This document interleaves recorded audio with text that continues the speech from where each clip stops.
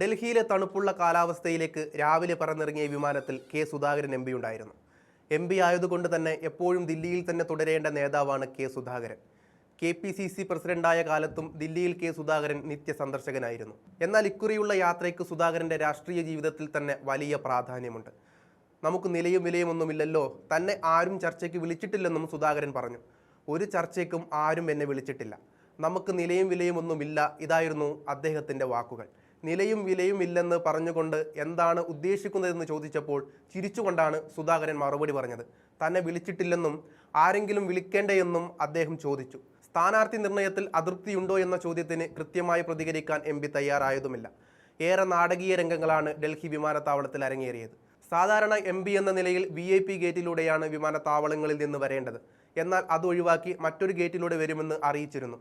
പക്ഷേ അതുമുണ്ടായില്ല. മാധ്യമങ്ങളുടെ ശ്രദ്ധ തിരിച്ച് ശേഷം VIP ഗേറ്റിലൂടെ തന്നെ പുറത്തേക്ക് വന്നു.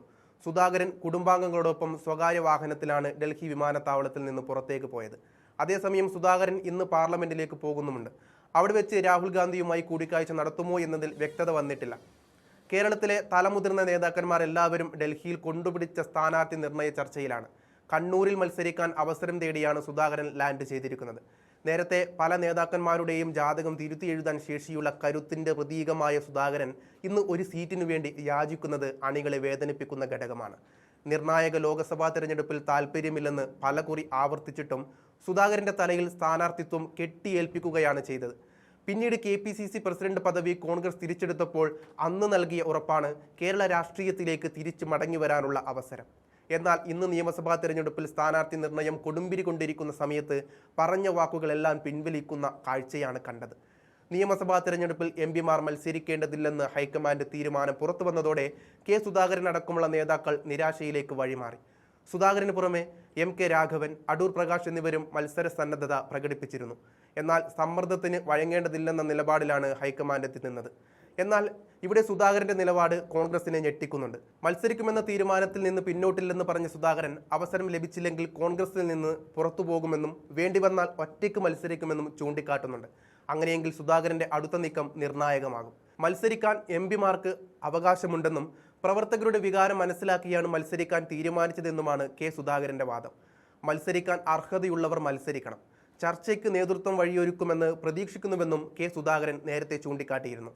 സീറ്റ് ചർച്ചകൾക്കായി സുധാകരൻ ഡൽഹിയിലേക്ക് പുറപ്പെട്ടതോടെ മറ്റ് അഭ്യൂഹങ്ങളും പരന്നു കഴിഞ്ഞു. ഹൈക്കമാൻഡിന്റെ അനുനയത്തിന് സുധാകരൻ വഴങ്ങുമോ എന്ന് വൈകാതെ അറിയാൻ സാധിക്കും.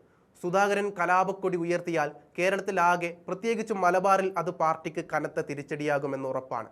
KPCC അധ്യക്ഷൻ സണ്ണി ജോസഫ് മത്സരിക്കുന്ന പേരാവൂരിൽ ഇത് പ്രതിഫലിക്കുമെന്ന് ഉറപ്പാണ്. KK ശൈലജയെ CPIM കളത്തിലിറക്കിയതോടെ കനത്ത തിരഞ്ഞെടുപ്പ് പോരാട്ടത്തിനാണ് പേരാവൂർ നീങ്ങുന്നത്. തെരഞ്ഞെടുപ്പ് പോരാട്ട ചൂടിലേക്ക് സുധാകരൻ ഇല്ല എന്ന തീരുമാനത്തിലേക്ക് എത്തുവാനുള്ള സാധ്യതകളാണ് കാണുന്നത്. തെരഞ്ഞെടുപ്പ് വേദികളിലെ തീപ്പൊരി പ്രാസംഗികരാണ് സുധാകരൻ. മൈക്കെടുത്താൽ പിന്നെ എതിരാളികൾ പോലും കേട്ടു നിൽക്കുന്ന വാക്ചാതുര്യം സുധാകരന് സ്വന്തമാണ്. ഈ മികവ് കോൺഗ്രസിന് മുതൽക്കൂട്ടാകുമെന്ന് അണികൾ വിശ്വസിക്കുന്നുമുണ്ട്. നേരത്തെ തിങ്കളാഴ്ച രാഹുൽ ഗാന്ധിയുമായി കൂടിക്കാഴ്ചയ്ക്ക് എത്താൻ നിർദ്ദേശിച്ചിരുന്നുവെങ്കിലും പോകേണ്ടെന്ന തീരുമാനത്തിലായിരുന്നു സുധാകരൻ. എന്തെങ്കിലും തരത്തിലുള്ള ഉറപ്പ് ഹൈക്കമാൻഡിൽ നിന്ന് ലഭിച്ചാൽ മാത്രമേ ഡൽഹിയിലേക്കുള്ളൂ എന്നായിരുന്നു അദ്ദേഹത്തിന്റെ നിലപാട്. നേതൃത്വം വീണ്ടും നിർദ്ദേശിച്ചതിനാൽ ചൊവ്വാഴ്ച ഡൽഹിയിലേക്ക് പോകാൻ തീരുമാനിക്കുകയായിരുന്നു.